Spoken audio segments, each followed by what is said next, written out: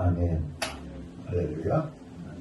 자, 저는 오늘 창세기 10장 1절로 32절에 있는 이제 홍수 이후 노아의 세 아들을 족보에 대해서 말씀을 드리도록 하겠습니다.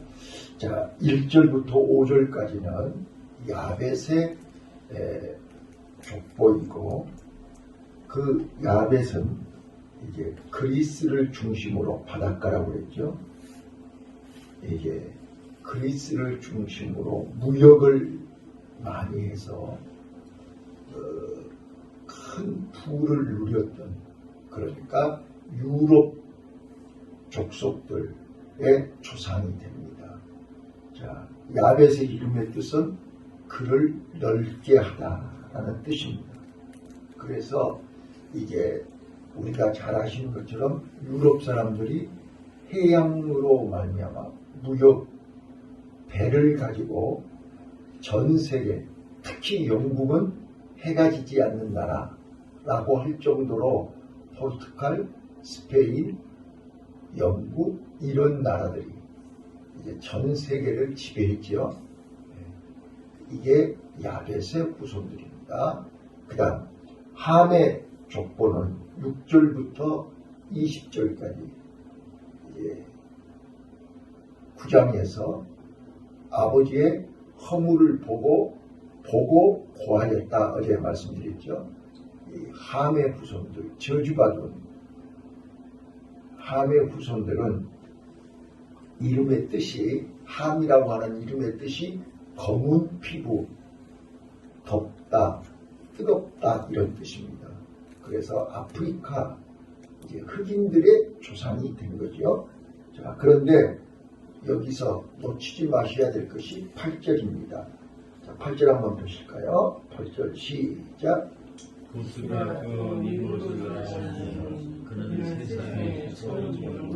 자, 함의 후손 중에서 니무롯이 나옵니다. 근데 니무롯은 이름의 뜻이 대적자라는 뜻입니다. 그래서 세상에 이 영걸인데 영호골이다 그 말이에요. 그런데 그 사람은 하나님을 대적하는 대적자이었습니다. 그래서 9절에 그가 여호와 앞에서 특이한 사냥꾼이 되었다. 대적자가 됐다 그 말이에요. 그래서 그는 10절 그의 나라는 시날 땅의 바벨과, 그래서 11장에서 이제 바벨탑이 여기서 나오는 것입니다. 이거를 눈여겨보시고요. 그 다음에 이제 우리가 많이 들었던 이스라엘 백성들을 가장 괴롭히고 힘들게 했던 블레셋이 어디서 나오느냐? 함의 후손 중에 나옵니다. 자, 14절 읽어보시죠. 14절 시작.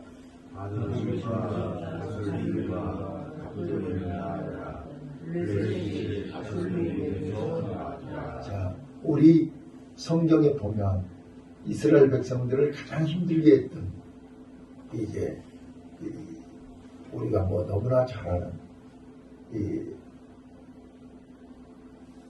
블레셋은 바로 이스라엘 백성들을, 하나님의 자녀들을 대적하는 그 역사적 사명을 띠고 그들은 이스라엘 백성들을 괴롭혔다. 골리앗도 블레셋에서 나온 거죠. 꼭 기억하시길 바라고요.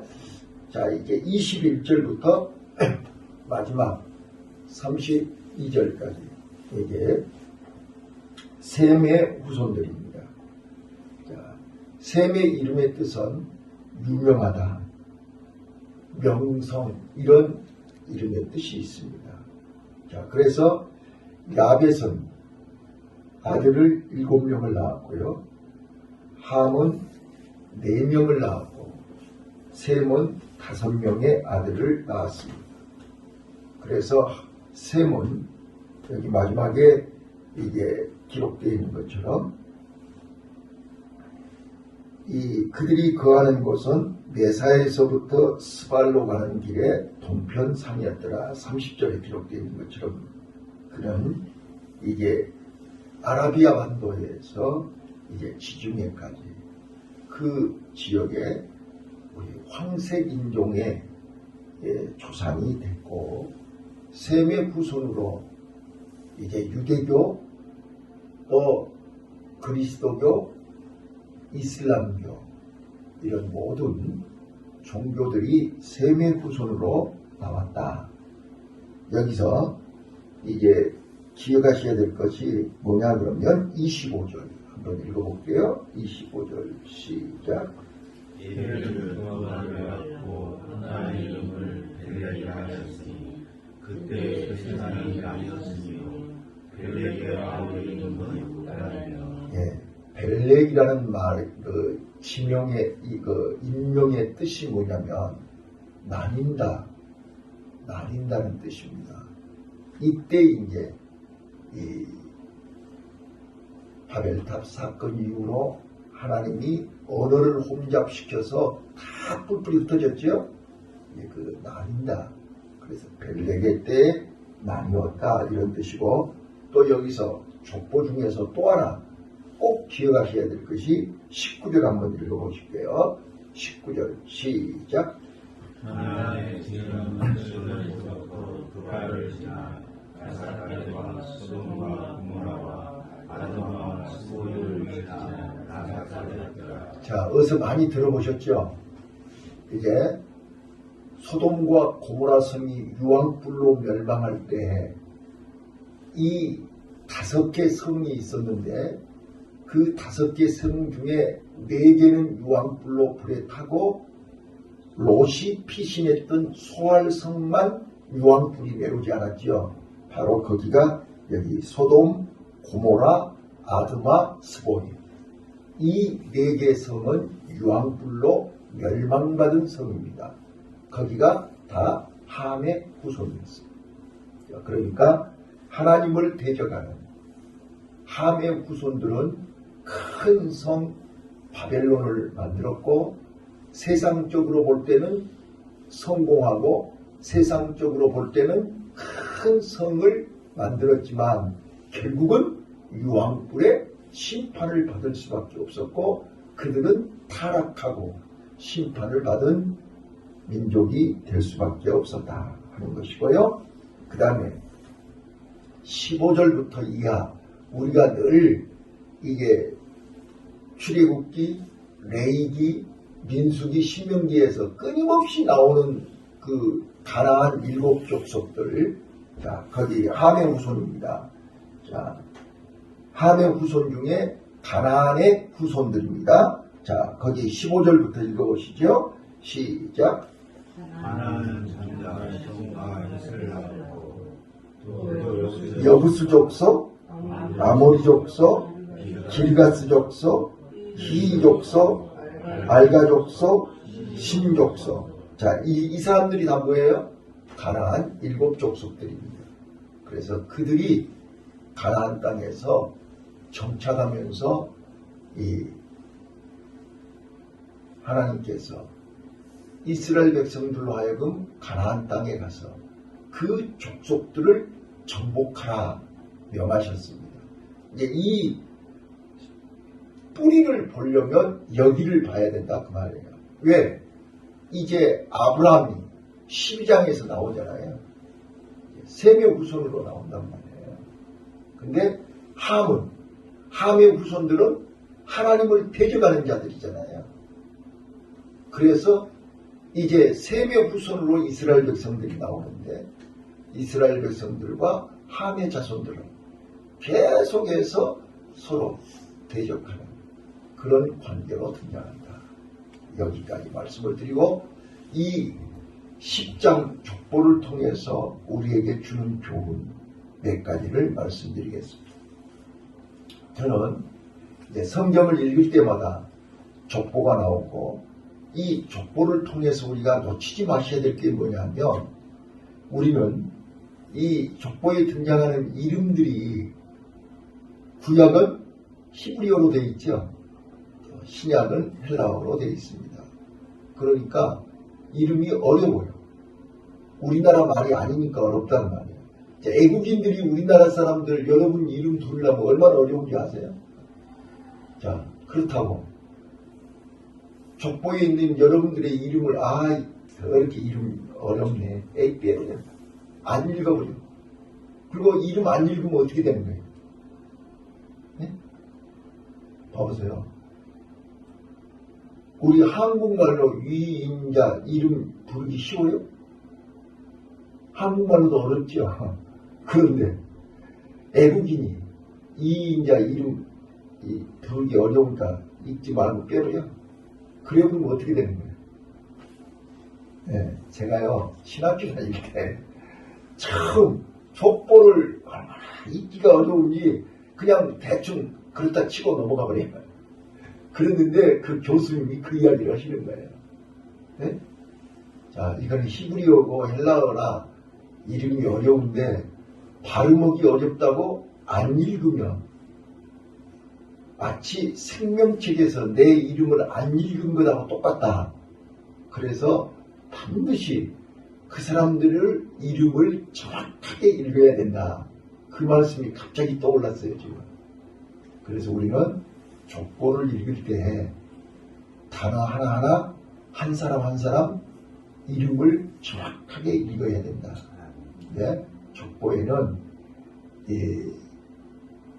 세상, 그러니까 우리 왕궁일기라든지 우리 조선실록, 삼국사기, 우리 역사책에 보면 왕들의 이름이 쭉 나오잖아요. 근데 그 왕들의 이름 중에는 성공한, 선한 왕도 있고, 연산군, 광해군, 이런 사람들도 있고, 이렇게 족보의 안에는 좋은 이름도 있고, 안 좋은 이름도 있단 말이에요. 그렇다고 해서 좋은 이름만 있고, 안 좋은 이름은 빼버리면 안 되는 거잖아요.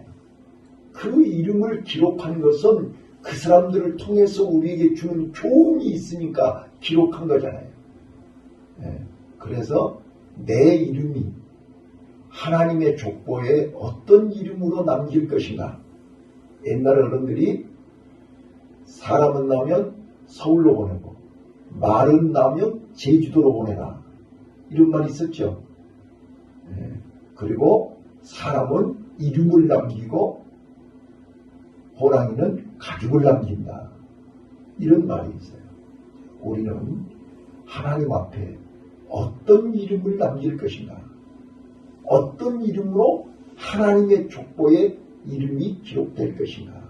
이거를 족보를 읽을 때마다 꼭 기억하시길 바라요. 아셨죠? 그래서 우리가 좀 발음하기가 어렵다고 해서 빼버리면 안 돼요. 반드시 읽으셔야 돼요. 네. 그래야 이게 생명책에 내 이름이 기록될 때 천사들 앞에서 이름을 호명할 때 그 이름 부르기 고야반에 빼버리면 안 된다 그 말이에요. 그래서 반드시 읽으셔야 된다는 걸 꼭 말씀을 드리고, 자, 오늘 10장 족보를 통해서 우리가 9장 1절 한번 읽어보실까요? 9장 1절 다 같이 읽겠습니다. 시작.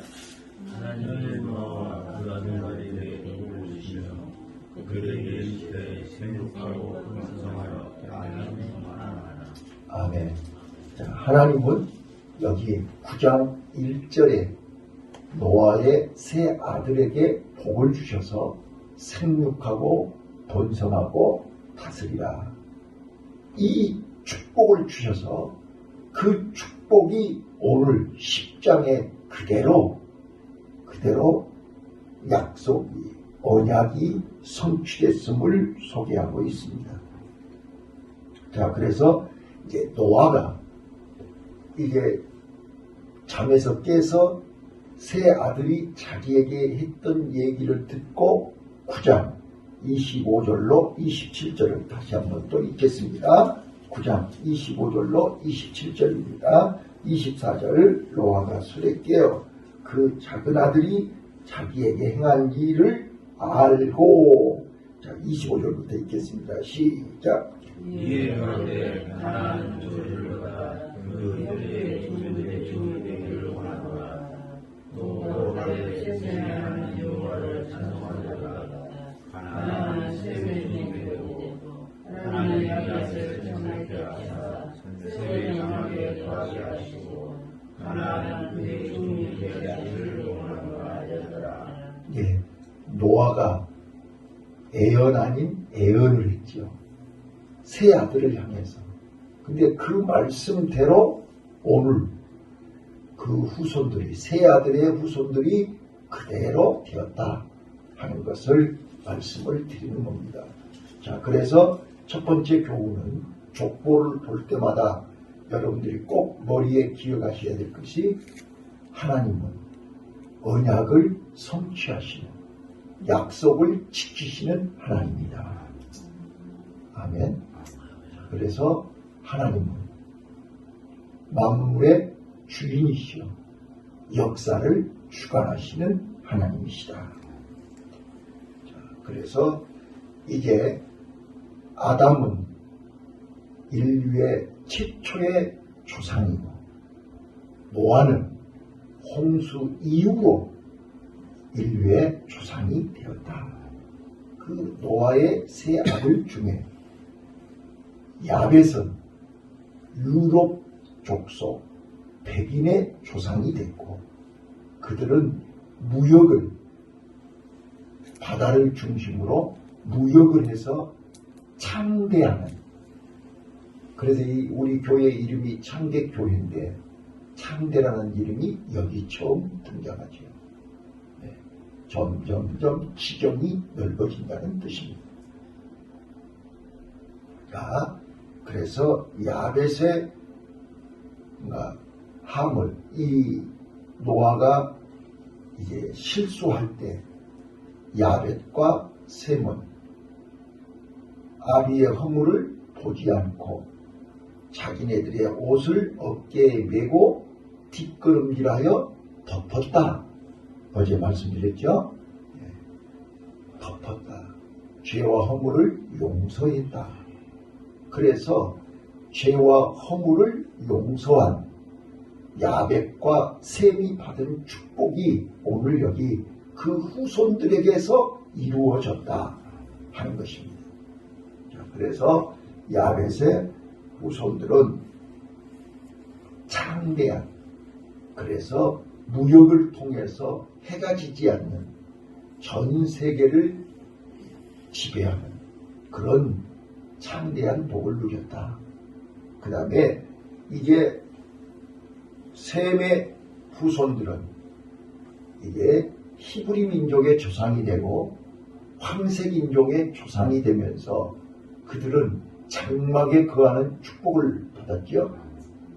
그래서 모든 종교, 4대 종교, 물론 불교도 여기에 포함됩니다. 다 불교, 유대교, 이슬람교, 그리스도교, 다 이 히브리 민족 후손으로, 셈의 후손으로 나온 것이다. 장막에 거하는 복을 받았다. 그래서 명성이 유명하다. 명성이 유명하다. 그래서 그들의 이름이 땅끝까지 유명해졌다 하는 것이고요. 자, 그 다음에 이제 함의 후손, 저주받은 함의 후손들은 여기 6절부터 20절까지 장황하게 길게 많이 나오죠. 많이 나옵니다. 그런데 그들은 이 땅에서 큰 용사가 됐고 큰 성읍을 만들었고 이 땅에서 성공하고 이 땅에서 잘 되었지만 그들은 하나님을 떠났고 하나님을 대적했고 하나님과 그러니까 놓치지 마셔야 될 것이 우리가 이 땅에서 하나님 없이 부자 되고 하나님 없이 성공한 사람들은 끝이 불행입니다. 자, 요즘 다시 또 이게 이미 망자가 됐지만 우리 돌아가신 전두환 대통령 손자가 지금 매일같이 뉴스에 많이 나오죠. 예. 그러니까 아무리 그분이 대통령을 하고 한때는 천하를 큰 소리 쳤던 그런 사람이라 할지라도 그는 많은 사람들을 피눈물 나게 했던 역사적인 주인공이 됐고 그는 이미 죽었고 그 손자가 오늘 망월동에서 조상이 지은 죄를 사죄하겠다고 지금 광주에 가 있지 않습니까? 그걸 보면서 우리는 다시 한번 이 하나님이 없는 하나님을 떠난 세상의 성공이나 세상의 출세는 결국은 타락으로 연결되고 그 타락은 심판의 원인이 될 수밖에 없다. 그래서 여기 니무롯이 바벨탑을 쌓고 또 바벨론을 건설했다 할지라도 요한계시록 이제 19장 주님이 재림하시기 직전에 18장 큰 섬 바벨론이 일순간에 순식간에 무너지는 것을 우리는 보았습니다. 자, 말씀을 마칠게요. 우리는 하나님께서 세상을 주관하시고 우리 인간의 역사를 주관하신 그 하나님이 나와 여러분에게 저 함의 후손들처럼 저는 이렇게 45년 동안 처절하게 바닥에서 연단을 받아왔기 때문에 이렇게 빌딩을 쳐다보면 야 부럽다. 어떤 사람이 저런 빌딩 주인이 될까?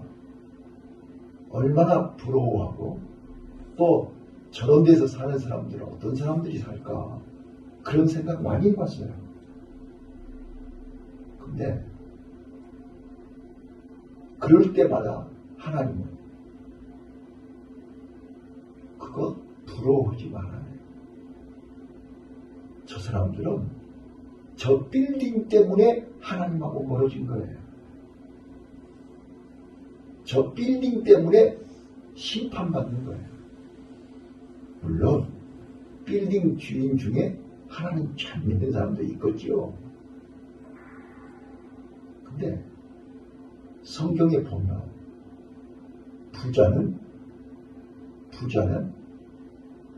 하늘나라 가기가 어렵다. 왜? 그 부를 지켜야 되기 때문에. 그 부를 관리해야 되기 때문에. 여러분 봐보세요. 우리는 그런 빌딩 주인도 아니고 부자도 아닌데도 그걸 지키기 위해서 주일도 없이 일을 해야 되고 예배도 빠지고 하나님 일도 소홀히 하고 그러지 않나요? 근데 그렇게 큰 빌딩을 가진 사람들은 그걸 관리하려면 어떻게 해야 되겠어요? 그걸 지키려면 어떻게 해야 되겠어요? 그러니까 안 준 것이 은혜지요. 그런 생각하시잖아요. 그러면 우리는 속으로 그러죠. 하나님 나 한 번만 줘보세요. 나 그렇게 큰 걸 줘도 주일 잘 지키고 하나님 일 잘할게요. 근데 성경은 우리에게 분명히 그래요. 부자가 하늘나라 가기가 약대가 바늘구멍으로 들어가기보다 어렵다. 저는 그 말씀이 이해가 돼요. 부자 되지 말란 말이 아니란 말이에요. 부자 되세요. 근데 부자가 되면 그 부를 관리해야 되고 지키려고 하니까 그만큼 멀어지는 거죠. 자, 우리나라요. 6.25 직후 우리 어렸을 때만 해도 가난한 나라였잖아요.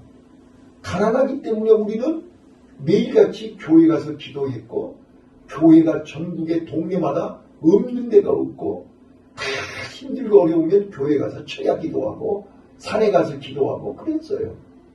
그게 불과 몇십 년 전이에요. 그런데 이제 우리가 살만하지 않아요. 세계 10대 강국에 들어갔잖아요. 그러다 보니까 사람들이 교회 가요? 산에 가요? 기도원에 가요? 철야 기도해요? 금식 기도해요? 그때보다 다 잘 먹고 잘 살고 다 부자가 됐는데 하나님하고는 멀어져요. 뭐 빌딩 얘기할 필요도 없이 지금 우리를 보라고 말이에요. 전에는 배고프면 교회 와서 기도했어요. 저는 지금도 기억나요. 저요 매일같이 성전에 가서 밤새 기도했어요. 배고팠어요. 하나님 나 좀 살려달라. 근데 지금은 성전에 와서 밤새 기도 안 해요. 우리요 다시 한번 족보를 통해서 주는 교훈 마지막 하나만 더 이야기할게요. 우리는 한 형제다. 믿습니까? 홍수 이후로 노아의 세 아들이 온 땅에 퍼진 거잖아요. 흑인이 됐든 백인이 됐든 황인이 됐든 노아의 세 아들이잖아요.